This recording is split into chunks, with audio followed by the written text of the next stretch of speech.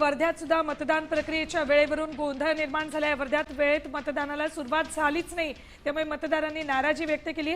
अर्ध्या तासाचा फरक पडलाय, त्यामुळे मतदार ताटकळत राहिलेत।